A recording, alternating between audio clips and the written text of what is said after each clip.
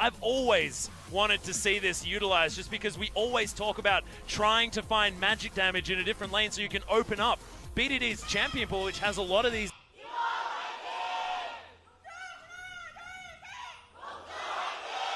Atlas, it took a week and a half, and we already have a finals feel. We know Gorilla's here. Yep, Gorilla, of course. Spidey senses often tingling. They provoked another ward to be put down, so that's 3 wards down on both sides. Weren't able to contest here in game 1, and Blank's sticking around, so a smite battle seems pretty inevitable. And this lane's actually going to be difficult for BDD early on against Faker. Sure. You can see the threaded volley already pushing BDD away from even experience range, as Cuz taking a while dealing with these Raptors. And what Blank is doing here is he's buying a massive health lead and then leashing the red. Every time these Raptors releash, Cuz gets lower and lower and lower. He's going to get information here, Blank. Cuz can't stick around. This is not the sort of heads-up play you can make. Oh, no. Yeah, he's going to lose Raptors. There's nothing he can do.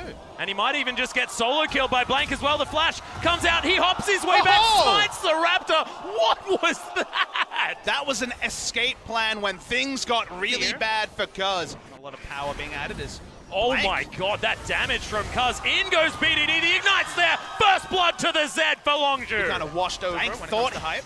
Well, Hook is going to land. There's a Dark Passage to get Prey in here if he wants it, as Wolf being taken down so low. Prey deciding to respect the KT bottom lane a lot by not taking that Dark Passage. 4 summoners up. Polymorph. Khan, he's looking for it. Oh, there's the flash, but Faker flashes first. Khan unfortunately revealed himself a little bit too early. Yep, Faker looking to get the ward down as in goes Cuz, but Blank has a good position.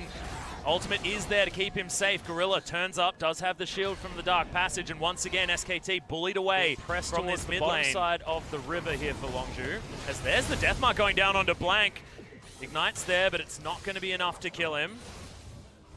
But bullied out of his jungle. A lot more control this time around.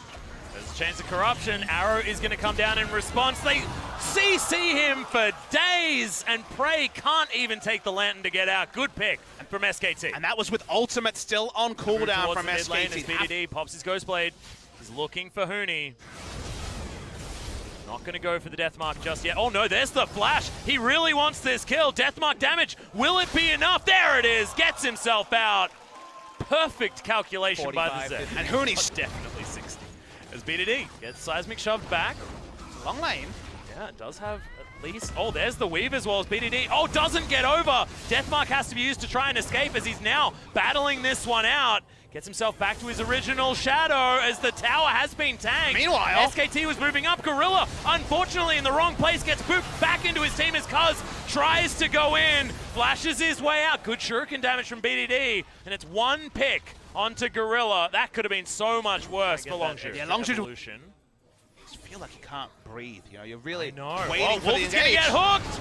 That's the arrow to land in on top. Oh my god, he's still alive. Prey needs another auto attack, doesn't get it. In goes Blank. They pick up the kill onto Cuz. Teleport now to come in as Huni wants to capitalize. No follow-up, and that was a drop of the ball by Longzhu. Yeah, Longzhu realized they need to get a pick and get out. No way for Cassiopeia or realistically the Zed is top lane. Yeah, this should be a kill onto Faker. The last Twin Fang goes in and he just didn't have the vision to get up there. This could be 2 turrets actually for Longzhu as well if they can take top. Well, Weave as well comes down. Prey gets himself onto the right side of it as Faker just committing to this one. Prey flashes his way out, and there's the barrel. Blank gets him out of the way. There was no vision, but Faker still picks up the kill. Dark Passage not available from Gorilla. No heals, of course, means they do get the pick, and you'd imagine the Infernal Drake. Cuz can go pretty Rambo for the steal. He does have Dark Passage. Well, Cuz is looking for it, but doesn't pick it up. It's actually Bang that secures the dragon. That's not even Criddle sticks. That's just silly sticks. Alright, well, Gorilla going to get piercingly arrowed. The outer turret is going to fall in the mid lane. Top lane is going to be the answer, though, from Faker, but can Longzhu find anything more in the mid lane as they're possibly getting surrounded? Not wanting to face check that one. He saw Lulu that time.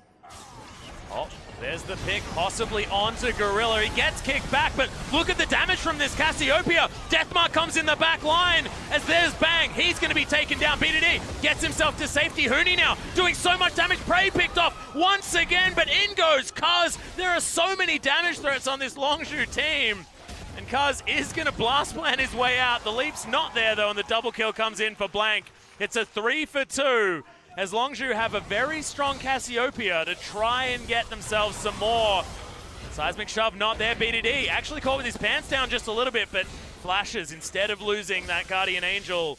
Huni towards the top lane, just wants to push this one forward. So hard to evaluate these fights. These are not traditional team fighters in the way they're kind of put together. Built in this particular game. It's not necessarily the team fights. Speaking of being built, Huni doesn't have teleport. Yeah, there's no teleport, so we've got 5 members strong of LZU, and look at the damage onto this Baron. They've got a Mountain Drake. There's the hook, and it is going to be a slightly late QSS onto Bang. Blank wants to try and steal this one away, but Cuz, he backs out of this one, doesn't want the 50-50, and SKT still have this Baron leashed. They want to finish it.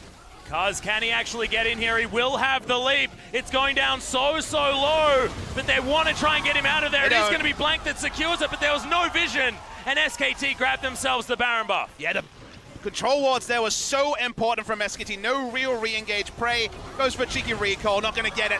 Another death comes on, piled onto the list.